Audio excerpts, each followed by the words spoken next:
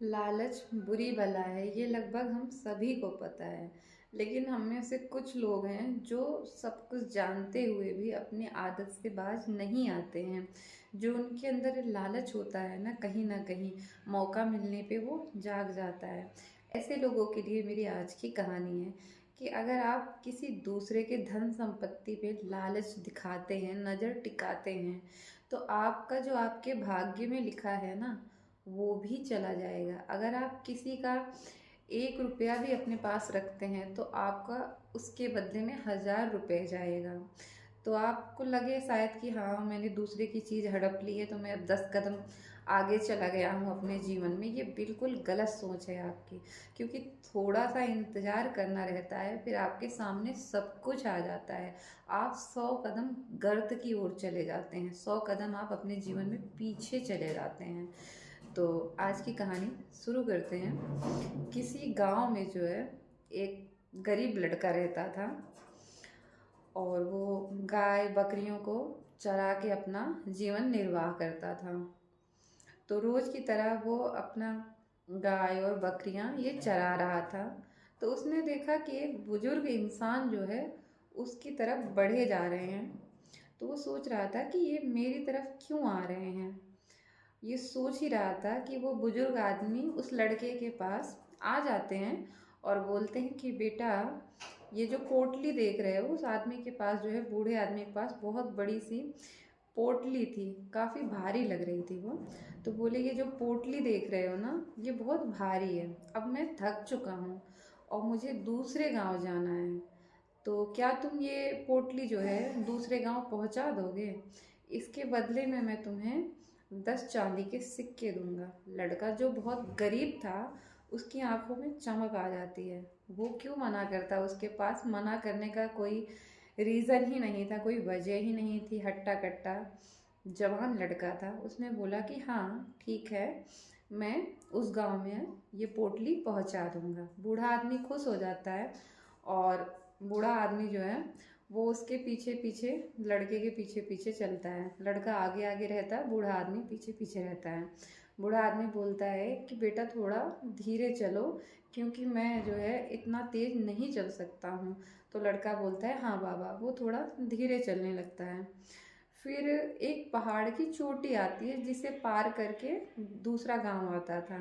तो बूढ़ा आदमी बोला कि बेटा, मैं तुम तो चोटी पे चढ़ जाओ, मैं बहुत धीरे धीरे ही आऊँगा, क्योंकि मैं बहुत बूढ़ा हो गया हूँ तो इतनी जल्दी चोटी पे नहीं चढ़ पाऊँगा। और बहुत संभाल के ये पोटली ले जाना, क्योंकि इसमें बहुत सारे सोने चांदी हीरे जवाहरात भरे हुए हैं। तो लड़का चौंक जाता है कि हैं, इतना धन है इस पोटली में। तो सोचता ही रहता है, और सोचते सोचते वो पहाड़ की चोटी पे चढ़ जाता है। फिर देखता है कि बूढ़ा आदमी तो अभी बहुत नीचे है। फिर उसके दिमाग में जो है एक बात आई। उसका जो लालच था ना, वो जग जाता है कि अब ये बूढ़ा आदमी मेरा कर ही क्या लेगा, ये तो नीचे है और यहाँ पहुँचने में तो इसको घंटों लग जाएंगे। क्यों ना मैं ये सारा सामान जो ये पोटली है लेके भाग जाऊं, तो मेरा ये क्या ही बिगाड़ लेगा। ये सोच के वो ऐसा ही करता है, और जो है पोटली लेके अपने घर चला जाता है।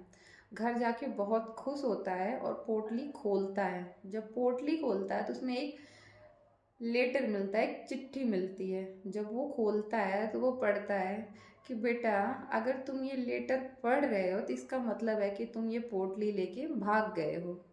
मैं इस राज्य का राजा बोल रहा हूँ, मतलब राजा हूँ। मैंने ये पत्र उसके लिए लिखा था जो इसे चोरी करेगा। अगर आज तुम इसे चोरी ना करते तो मेरे पास कोई संतान नहीं थी। मुझे एक ईमानदार राजा चाहिए था इस राज्य के लिए।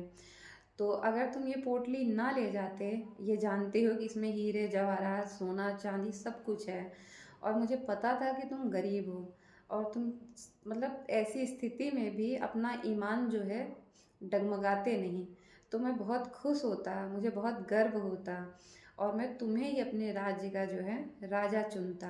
लेकिन तुम जो है अपना ईमान खो दिए। और लड़का जब चिट्ठी पढ़ता है और उसके बाद जब देखता है उसमें सामान क्या था, तो उसमें लोहे की छड़ें थी, जिससे वो पोटली बहुत भारी लग रही थी। उसमें मतलब हीरा सोना चांदी जवाहरात कुछ भी नहीं था। अब लड़का मानो उसके पैरों से किसी ने जमीन खींच ली हो। तो उसका जो लालच था ना, उसे बहुत कुछ मिलने वाला था। इस लालच के चक्कर में उसे कुछ भी नहीं मिला। तो इस कहानी से सीखने के लिए बहुत कुछ है कि लालच किसी को भी नहीं करना चाहिए। यह आपके भाग्य में जो लिखा होता है ना, उसे भी खींच के ले जाता है। तो अपनी नीयत दुरुस्त रखिए और अपने कर्मों पे विश्वास रखिए। आपको वो सब कुछ मिलेगा जो आप चाहते हैं, लेकिन ईमानदारी से। और मेरी आज की कहानी अगर आपको अच्छी लगी हो तो मेरे चैनल को सब्सक्राइब कर लीजिए, वीडियो को लाइक करिए, शेयर करिए, कमेंट करिए और खुश रहिए, मस्त रहिए।